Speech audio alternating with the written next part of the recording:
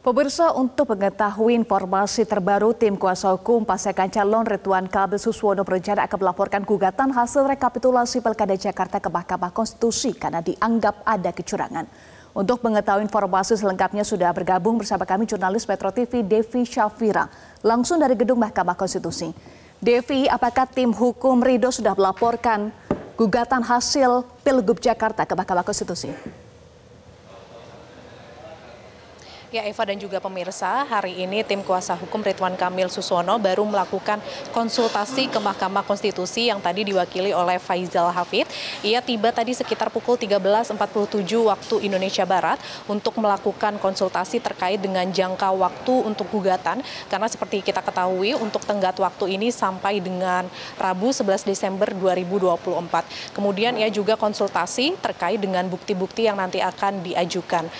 Tadi Faizal Hafid juga mengatakan konsultasi ini atas arahan dari tim sukses atau ketua tim suksesnya yakni Riza Patria, dan juga tadi ia mengatakan untuk persiapan untuk gugatan Pilgub Jakarta 2024 ini sudah mencapai 97% meskipun belum dirinci kapan tepatnya akan mendaftar gugatan Pilgub Jakarta 2024 yang pasti setelah Rabu 11 Desember 2024 ini adalah tenggat waktunya. Dan untuk selengkapnya kita dengarkan pernyataan dari tim kuasa hukum dari Ridwan Kamil Suswono, Faizal Hafid, berikut ini.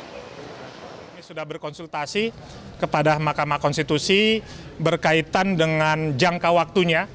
Jadi jangka waktu terakhir kami dapat memasukkan permohonan adalah pada hari Rabu jam 23.59. Selanjutnya kami juga berkonsultasi berkaitan dengan bukti-bukti, bukti foto, bukti video, lalu bukti-bukti yang lain yang bisa kami siapkan.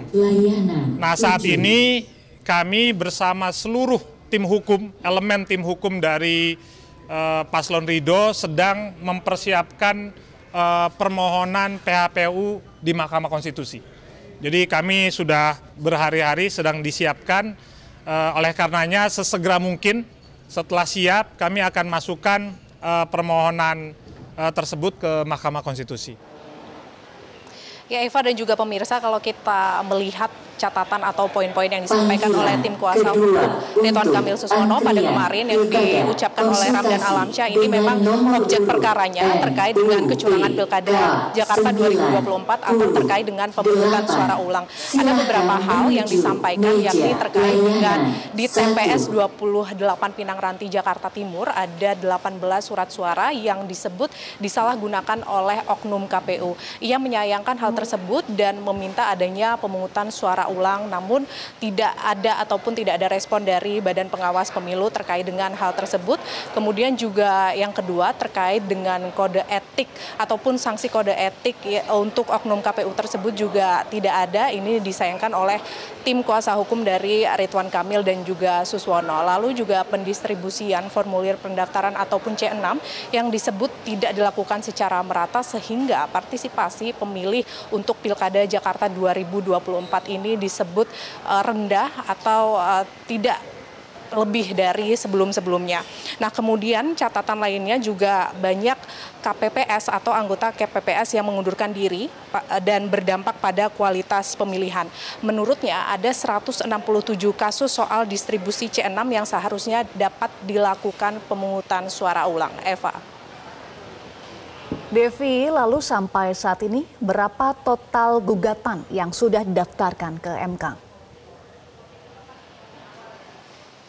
Ya, Eva dan juga pemirsa, sampai dengan saat ini kalau kami lihat dan juga catat ada 156 gugatan yang telah masuk ke Mahkamah Konstitusi. Di antaranya ada 124 yang menyangkut pemilihan bupati dan wakil bupati. Kemudian juga ada 33 yang menyangkut pemilihan wali kota dan juga wakil wali kota. Laporan gugatan ini dapat dilakukan secara online ataupun offline. Kemudian ini juga disebut belum ada yang melaporkan gugatan gubernur dan juga wakil gubernur. Selanjutnya terkait dengan dokumen yang masuk ini juga disebutkan oleh Mahkamah Konstitusi bahwa pemeriksaan awal terhadap bukti ini bukan merupakan pemeriksaan secara keseluruhan, namun hanya berupa jumlah alat bukti saja. Oleh karena itu, jika setelah nantinya dilakukan pemeriksaan setelahnya ada dokumen ataupun buktinya itu belum lengkap atau tidak sesuai dengan bukti fisik, maka pihak yang bersangkutan ini nanti akan dipanggil oleh registrasi Mahkamah Konstitusi yang nanti menghubungi oleh pihak pemohon yang memberikan bukti tersebut untuk melengkapi dokumen tersebut. Dan terkait dengan apa saja prosesnya dan juga tahapan terkait dengan perkara gugatan Pilkada 2024 ini ada beberapa, dan kemudian dari pihak MK ini juga sudah mempersiapkannya dan juga sudah melakukan sejumlah persiapan sejak adanya gugatan dari Pilkada Jakarta 2024 ataupun Pilkada seluruh Indonesia. Demikian Eva yang dapat kami sampaikan, kembali ke Anda di studio. Baik, terima kasih Devi Syafira untuk informasi Anda. Jelajahi cara baru mendapatkan informasi. Download Metro TV Extend sekarang.